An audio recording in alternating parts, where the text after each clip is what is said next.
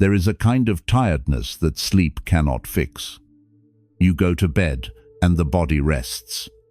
But when morning comes, something is still heavy. Not in your bones, not in your muscles, in a place deeper than that. You have probably called it age, but I want to offer you a different possibility. What if the weight you are carrying is not the weight of years? What if it is the weight of everyone else? People who are tired after 70 are very often not tired from living. They are tired from holding the family together, holding back their own needs, holding space for everyone else's emotions while quietly setting their own aside. Somewhere along the way, without anyone asking, you became the emotional anchor. The one who senses when tension is rising. The one who smooths things over before conflict breaks open. The one who listens, absorbs, and carries. And anchors, by their very nature, do not get to move. This is not a small thing. This is where your tiredness lives. Tonight, we are going to sit with that truth together. Not to blame anyone, not to harden your heart, but to gently begin returning what was never yours to hold. The invisible weight. Let me ask you something, and I ask it with real gentleness. When you wake up in the morning, what is the first thing your mind moves toward? Is it gratitude? Is it the light coming through the window, or the quiet pleasure of a cup of tea? Or does your mind, almost before you are fully awake, begin scanning, checking, wondering if your son is okay, replaying the conversation from last week with your daughter, turning over in your mind whether you said the wrong thing at dinner, whether someone left unhappy, whether you could have done more? If that second description feels familiar, you are not alone, and you are not broken. What you are is someone whose nervous system has been trained over many years to monitor, to detect, to respond, to know when something is wrong before anyone has spoken a word. This is not weakness. It is an extraordinary form of intelligence, but it is also a weight that does not always announce itself as a weight. But here is what Buddhism would ask us to sit with. Awareness and absorption are not the same thing. Sensing an emotion and taking it into yourself as your own responsibility are two entirely different acts. And most of us, somewhere between raising children and building a life and learning to love imperfectly, stopped knowing the difference. We began to feel that if someone we love is suffering, it is somehow our work to fix it, that if harmony breaks down, it is somehow our failure, that if we are not actively holding everything together, something will fall apart. And so we hold, and keep holding, until the weight of it becomes the only thing we know. I want to name something before we go further, because I think it shapes everything else. There is a reason this pattern runs so deep. For decades, especially for women, but for many men too, the role of emotional caretaker was not just expected, it was celebrated. The one who holds the family together, the one who senses what others need, the one who sacrifices quietly and without complaint. Society called this love, family called it devotion. And it was those things. It genuinely was. But over time, something shifted without anyone noticing. The role became an identity, the caring became the self, and the self, gradually, became invisible inside the role. That is what we are gently beginning to recover today. Not the person who stops caring, but the person who is still there, underneath all that carrying. Wait. 1. The child who is now 40. There is a particular kind of love that never quite learns to let go. You remember when they were small. You remember how completely they depended on you. You remember the nights you stayed awake listening for their breathing, the mornings you watched for signs of sadness on their faces, the years you spent trying to protect them from a world that could be hard and unpredictable. And then they grew up. They moved away. They built their own lives. But something in you never fully received that news. So now, even though your child is 40 or 50, even though they have their own home and their own worries and their own way of navigating the world, you still feel the pull. You still feel that old familiar tightening in the chest when they seem stressed. You still replay conversations, wondering if you gave them the right advice, wondering if you should have said more or less or something different. You still feel, quietly and persistently, like their pain is your responsibility. I do not say this to judge that love. That love is real. That love is beautiful. It is one of the most profound expressions of the human heart. But the Buddha made a distinction that I think is worth sitting with. He spoke of two kinds of love. There is love that grasps, that tries to control outcomes, that makes another person's well-being into your personal project. And there is love that is open-handed, love that wishes deeply for another's happiness and then trusts that they carry within themselves the capacity to find it. The first kind of love is exhausting because it takes on an impossible task. You cannot live your child's life for them. You cannot experience their lessons in their place. You cannot prevent suffering from touching them, any more than a tree can prevent the wind from bending its branches. You planted the tree. You watered it. You stood close by through the early storms. But the weather, that was never yours to control. There is a difference between loving someone and being responsible for their outcomes. One is the deepest calling of the heart. The other is an illusion that slowly drains the life from you. When worry rises for your adult children, try this. Notice the feeling without immediately trying to solve it. Say to yourself, quietly, not with resignation, but with genuine trust. They are walking their own path, and that path has wisdom in it that I cannot see. This is not abandonment. This is the completion of the love you have already given. Let me offer one more layer here, because I think it matters. There is a difference between staying connected and staying responsible. You can love your adult children fiercely. You can be present for them. You can celebrate their victories and sit with them in their difficulties, all without making their outcomes your personal measure of success or failure. The best parents I have ever witnessed in later life are not the ones who worry the most. They are the ones who have learned to trust, not passively, not indifferently, but from a deep faith in the life and the learning they set in motion long ago. Your child's struggles are not evidence that you failed. They are evidence that life is working, that growth is happening, that the wisdom which only comes through difficulty is finding its way to them.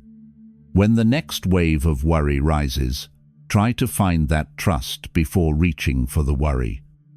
Not because the worry is wrong, but because trust is more honest and far less exhausting. Weight 2. The room and its temperature. You know how it goes. You walk into a gathering, a family dinner, a holiday celebration, and within moments you know. Without anyone having said a word, you can feel it. The slight tension between these two. The absence of warmth from that one. The unspoken thing hanging in the air like smoke. And almost before you are aware of it, you begin adjusting. Your voice gets a little warmer. You ask a question over here to ease the pressure over there. You soften. You redirect. You manage. The body learned this. Over many years of tending to people you love, it learned to read the room, to sense the invisible currents, to respond before being asked. But here is what happens over time. That sensitivity, which began as a gift, becomes an obligation. You do not just notice other people's emotions. You feel responsible for them. You feel like the room's atmosphere is yours to carry, to fix, to smooth. The trouble is that emotions do not work that way. You can soften a room, you can bring warmth, you can create conditions where people feel safe enough to let their guard down, but you cannot feel another person's feelings for them. You cannot resolve what lives inside someone else's heart by adjusting your own behavior. Thich Nhat Hanh wrote about this with beautiful simplicity. He said that a clear mirror reflects what is before it, but the mirror does not become what it reflects. When a dark cloud passes, the mirror does not turn dark. When sunlight returns, the mirror does not celebrate. It simply reflects, clearly, without grasping or resistance. This is what Buddhism calls awareness without absorption. You can be present to what someone else is feeling. You can hold space for it. You can offer kindness, but you do not have to take it into your body as your own wound. Notice the emotion in the room. Name it silently to yourself, and then ask, is this mine? Did it begin in me, or am I simply sensing what belongs to someone else? That question alone can create a small but significant space between you and the weight you have been carrying. You are not the room's caretaker. You are someone who loves the people in it. These are different things. And this distinction, once you begin to feel it in your body, changes something fundamental. You can walk into a tense room and remain yourself. You can notice the tension without volunteering to carry it. You can offer warmth, presence, even a kind word, without becoming responsible for what the tension resolves into. Think about what it actually feels like to absorb another person's mood. The shoulders begin to tighten. The breath gets a little shallower. The quality of your attention shifts from open to braced. You are no longer quite present in your own experience because part of your nervous system has migrated into theirs. Now think about what it would feel like to be aware without absorbing, to sense the mood in the room the way you might sense the weather, with clear observation but without your body having to become the storm. That is not indifference. That is wisdom. That is the difference between empathy and merging. Something shifts in you as you age. The capacity for genuine stillness grows. The ability to stay balanced deepens. But that natural wisdom can be overridden by decades of habit, by a body that learned long ago that absorption was what love required. The capacity is there.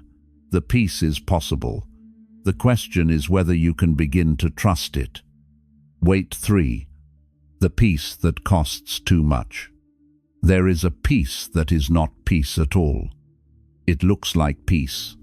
The voices do not rise. The conflict does not break open. The holiday passes without incident, and you go home feeling that quiet satisfaction of having kept everything together. But you know somewhere beneath that satisfaction what it cost. You swallowed something. You held back a truth that needed to be spoken. You agreed when you did not agree, smiled when you did not want to smile, stayed quiet when something in you wanted to say, no, that is not right. This is not peace. This is self-erasure, dressed in peacemaker's clothing. The Buddha taught something that I find myself returning to often, especially when thinking about this. He taught that harmony that depends on suppression is not harmony. It is a fragile structure built on what has been left unsaid. And fragile structures always, eventually, make their weight felt, not in a dramatic collapse, but in a slow, accumulated tiredness. In the sense that you are never quite fully present, because part of you is always managing, always monitoring, always holding the shape of a peace that requires your silence to exist. True peace does not require your exhaustion as its condition. True peace has room in it for your truth. I am not suggesting you begin every difficult conversation at once. That is not wisdom. That is reaction. What I am suggesting is gentler than that. Begin to notice, the next time you swallow something, that you have swallowed it. Acknowledge it to yourself. You do not need to act on it immediately, but do not pretend it is not there. Because what you suppress does not dissolve, it settles, and the accumulation of small suppressions over many years is part of why you are so tired. Peace that requires your silence is not worth the price you are paying for it. There is a teaching that comes from Thich Nhat Hanh that I want to share here. He wrote about what he called the seeds in our store consciousness. He suggested that everything we suppress, every truth swallowed, every feeling pushed down, does not disappear. It becomes a seed, waiting in the dark. And seeds, when given enough moisture, eventually grow. This is not a threat. It is simply an honest description of what happens when we make ourselves responsible for other people's comfort at the cost of our own truth. The small suppressions accumulate. The small swallowed words gather weight, and what started as a peaceful dinner, a smooth family gathering, an absence of conflict, slowly becomes something heavier. A sense of not being known, of living on the surface of your own life, of being present in the room but absent from yourself. True peace is not the absence of conflict. True peace is the presence of honesty, held with care. You can speak your truth without violence. You can disagree without destroying. You can say this does not sit right with me and still hold love in your voice. That is not troublemaking. That is dignity. And dignity at this age is something you have more than earned the right to keep. Wait for the guilt of stopping. This one is quiet. It does not announce itself loudly. It simply appears. Every time you try to rest, you sit down with a book, and within minutes, a thought surfaces. You should be checking on someone. You should be making that call. You should be doing something. You take an afternoon for yourself, and it feels, just slightly, like neglect. You sleep a little longer than usual, and when you wake, there is a faint shadow of guilt, a sense that being still is somehow a form of failure. I want to be direct with you about something. This is not a character flaw. This is a learned pattern, shaped over decades of genuine responsibility.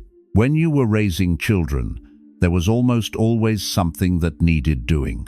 When you were the emotional center of a family, there was almost always someone who needed you. Your nervous system learned that stillness was a luxury it could not afford. But that season has changed, and the body has not quite received the news. The guilt of resting is not a character flaw. It is an echo, an old alarm that kept going off long after the emergency had passed. The body stays in readiness, scanning for the next need. And when there is no crisis, when everything is actually okay, that readiness has nowhere to go, so it turns inward, and it becomes guilt. The Buddha spoke often of right effort, one of the 8 elements of the Noble Path. And right effort, he was clear, includes rest. Not rest as laziness, not rest as avoidance, but rest as renewal, rest as the space in which the mind returns to itself.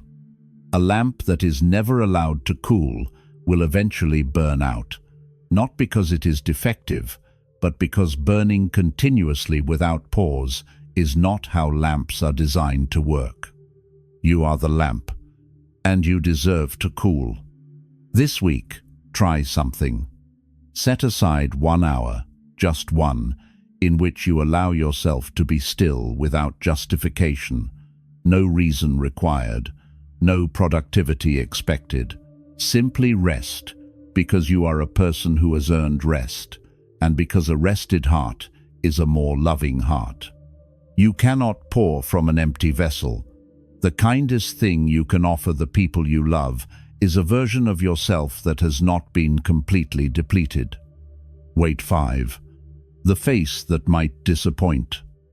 There is a very subtle thing that happens when you have spent years trying to keep the peace, managing moods, and being what everyone needs. You start watching faces. You finish saying something, and your eyes move quickly, checking. Was that okay? Did that land wrong? Is there disappointment there? Irritation? Withdrawal? You become, without quite intending to, an expert at reading the small shifts in expression, the micro-tension around the eyes, the slight flatness in a voice, the pause that seems to carry something unspoken. And you adjust accordingly. Before you even realize you are doing it, you have already begun softening what you were going to say, or taking back something you expressed, or making yourself smaller, less troublesome, less likely to cause any friction. The quiet fear beneath this is a real one, the fear of becoming difficult, the fear of being too much, the fear that if you stop accommodating, if you stop smoothing your edges to fit the available space, people will withdraw from you, that the love they carry for you is somehow conditional on your agreeableness. I want to say something about this with as much care as I can. That fear has served a purpose.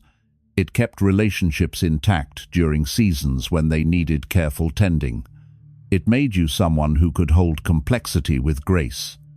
But at this stage of life, it has become a cage. Because here is what is actually true. You cannot regulate how other people interpret you.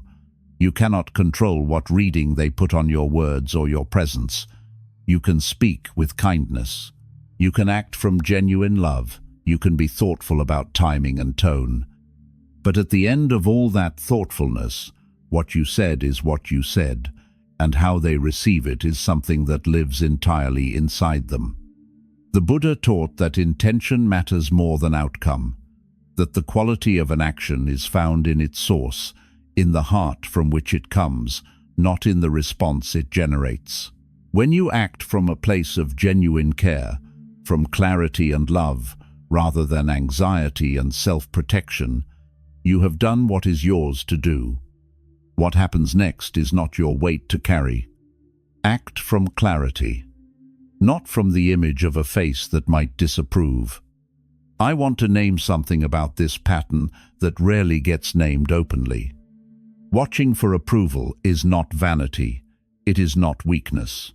For many people, especially those who grew up in households where love was conditional, where the atmosphere could shift suddenly depending on someone's mood, the habit of monitoring faces was a survival strategy. You learned to read the room because the room could change without warning, and reading it gave you a small advantage. That skill kept you safe once. It helped you navigate complex emotional terrain, and you were right to develop it. But you are not a child navigating an unpredictable home anymore. You are a person in the later chapters of your life, and the faces you are watching belong to people who, in almost every case, are simply busy living their own interior lives. Their expression in a given moment is about them, not about your worth. The ancient teaching of equanimity, what the Buddha called upekkha, is perhaps the most quietly liberating of all the Buddhist qualities. It does not mean not caring. It means having a stable enough center that you are not rocked by every passing wind of approval or disapproval. Like a mountain. The weather changes constantly around a mountain. Storms come, sunlight comes, clouds move through, and the mountain remains. You have earned the mountain. You have enough years, enough experience, enough weathered wisdom to stand in your own truth without needing every face to confirm it. That is not coldness, that is deep self-respect. Weight 6. The disasters that have not arrived. Here is something I think you will recognize. You are sitting quietly, everything is fine, and then a thought surfaces. What if something goes wrong? What if the call comes tonight? What if the health scare turns out to be serious? What if the relationship falls apart? What if the money runs out? What if? What if? And you are no longer sitting quietly. You are somewhere else entirely, deep in a future that has not happened, solving problems that do not yet exist, bracing for impacts that may never come. This is what the mind does, particularly a mind that has been trained by long years of genuine responsibility. It generates scenarios. It runs projections. It tries to stay one step ahead of every possible collapse. The intention is good. The mind is trying to protect you. It believes that if it can anticipate the disaster, it can prevent it, or at least prepare for it. But the body does not know the disaster is imaginary.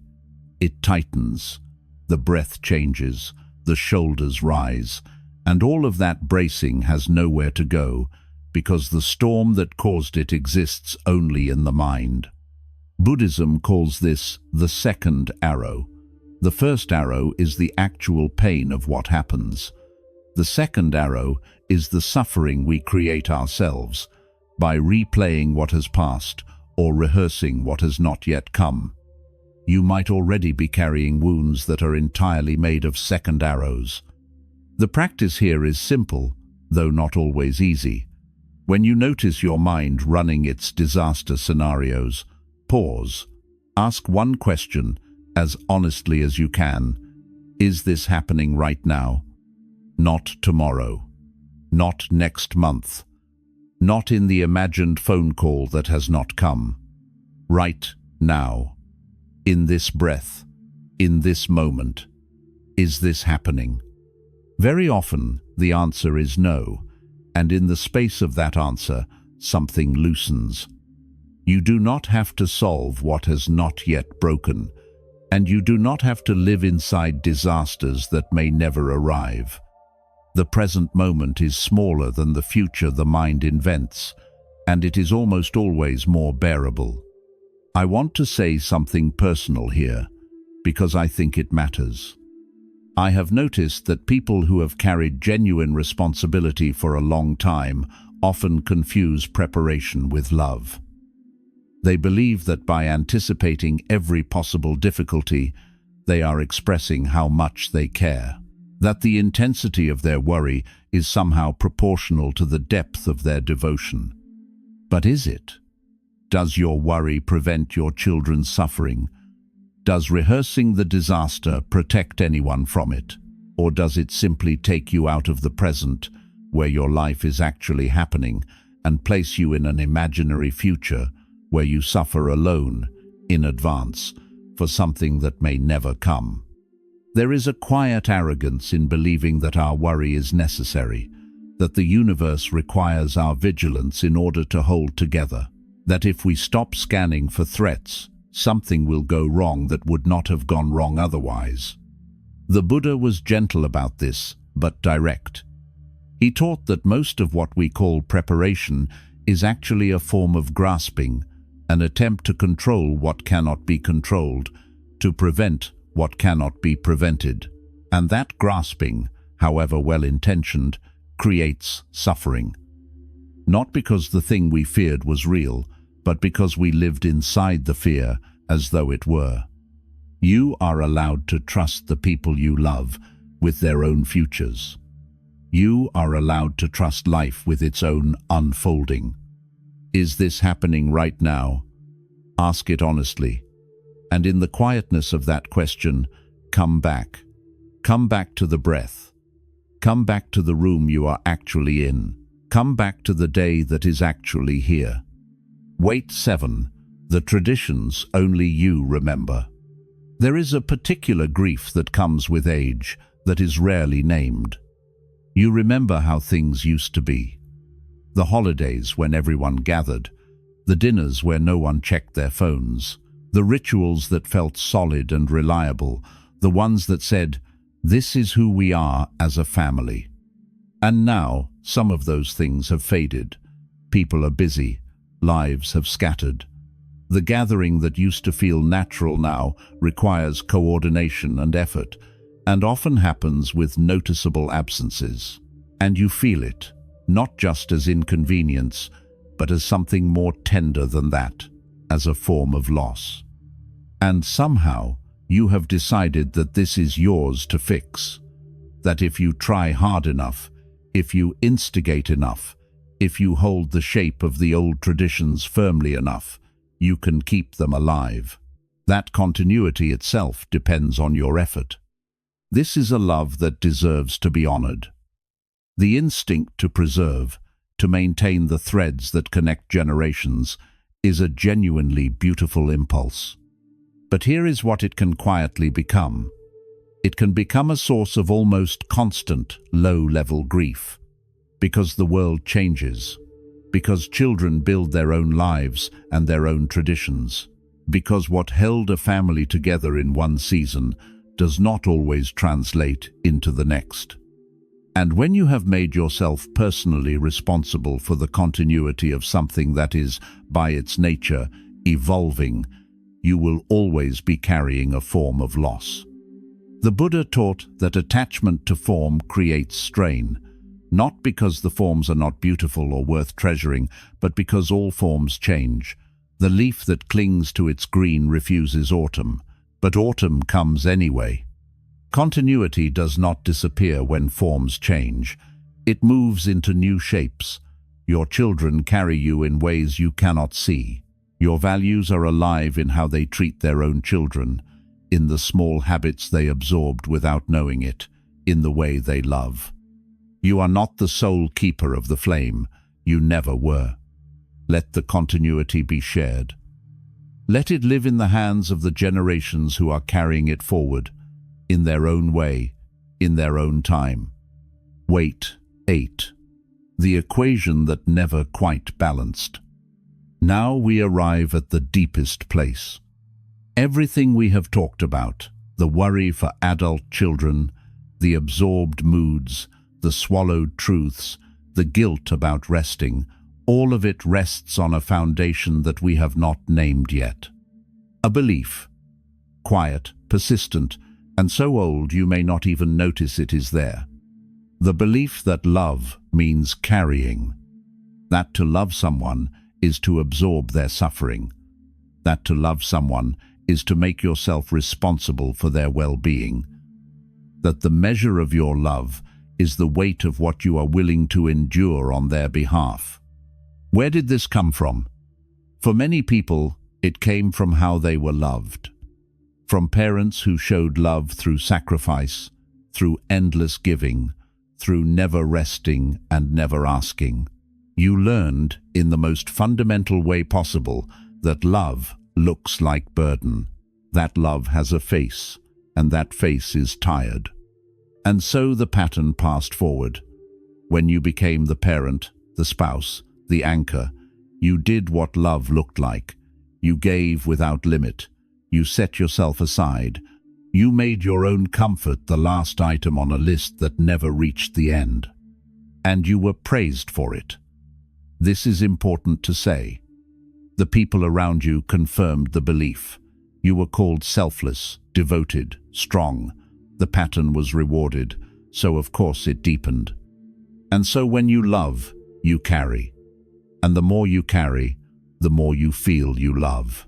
And when you put something down, when you rest, when you say, "I cannot hold this right now," something inside you registers it as failure, as a betrayal of the person you have spent your entire life being.